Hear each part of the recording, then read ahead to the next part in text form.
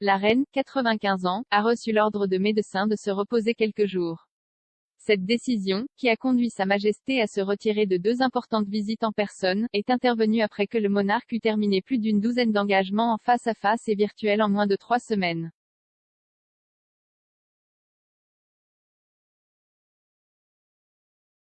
Un commentateur royal a déclaré qu'un tel engagement envers le devoir à l'âge de 95 ans met une honte absolue aux autres membres actifs de la famille royale.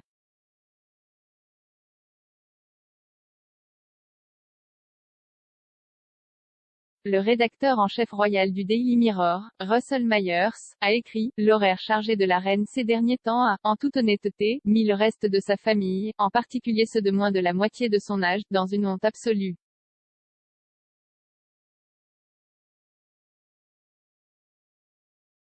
Implacable ne le couvre même pas. »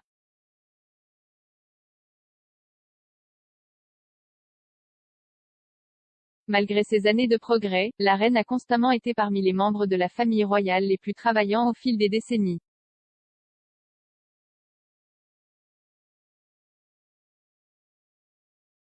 En 2020, elle a embrassé la technologie et a continué à travailler malgré la crise du Covid et suite au confinement.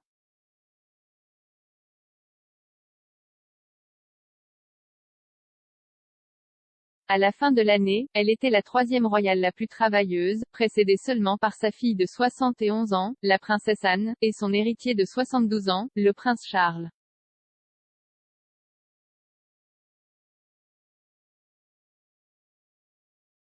Plus de 130 jours en 2020, la reine a entrepris 136 engagements, y compris des appels vidéo à des œuvres caritatives et à des organisations.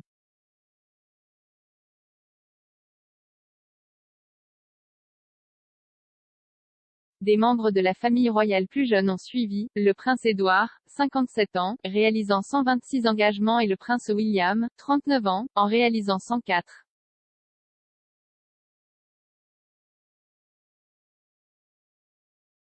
Sophie, comtesse de Wessex et Kate, duchesse de Cambridge, ont réalisé respectivement 86 et 79 engagements.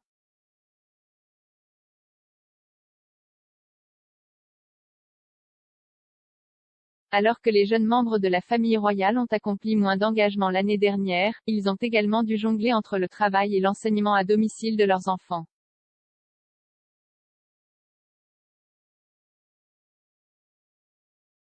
En janvier, Kate a déclaré que le verrouillage l'avait laissée épuisée car elle devait couvrir plus de rôles au sein de la maison que jamais auparavant.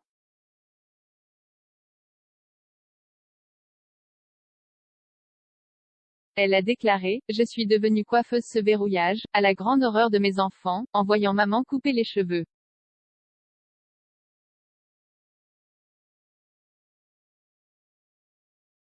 Nous avons dû devenir enseignants, et je pense que, personnellement, je me sentirai dans tellement de directions différentes et vous faites de votre mieux avec tout, mais à la fin de la journée, je me sens épuisée. »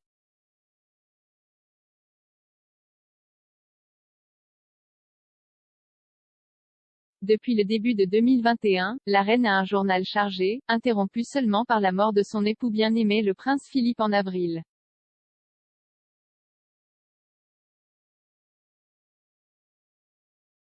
Mais après une période de deuil royal, la reine a signalé qu'elle était prête à reprendre les engagements face à face.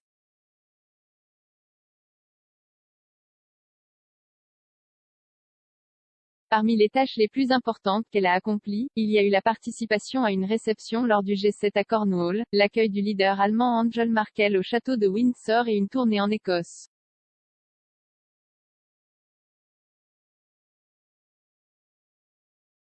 Entre fin juillet et fin septembre, la reine a exercé ses fonctions quotidiennes en tant que souveraine au château de Balmoral, notamment en s'occupant des boîtes rouges du gouvernement.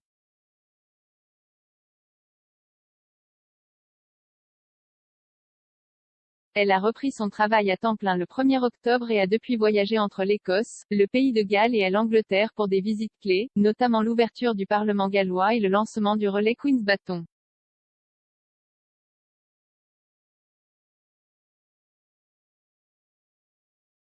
Le 20 octobre, la reine aurait dû quitter Windsor pour le château de Hillsborough en Irlande du Nord dans le cadre d'un voyage de 2 jours dans le pays pour marquer son centenaire.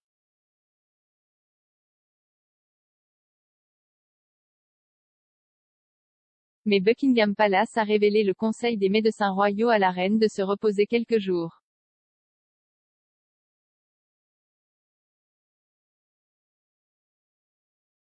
Le lendemain, il est apparu que le souverain avait passé une nuit à l'hôpital pour un test préliminaire et avait depuis accompli des tâches légères, y compris des audiences avec des ambassadeurs étrangers entrants.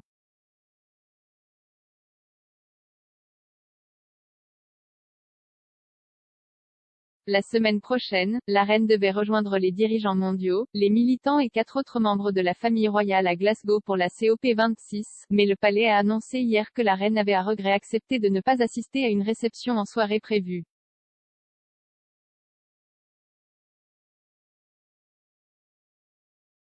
Le communiqué ajoute, Sa Majesté est déçue de ne pas assister à la réception mais prononcera une allocution aux délégués réunis via un message vidéo enregistré.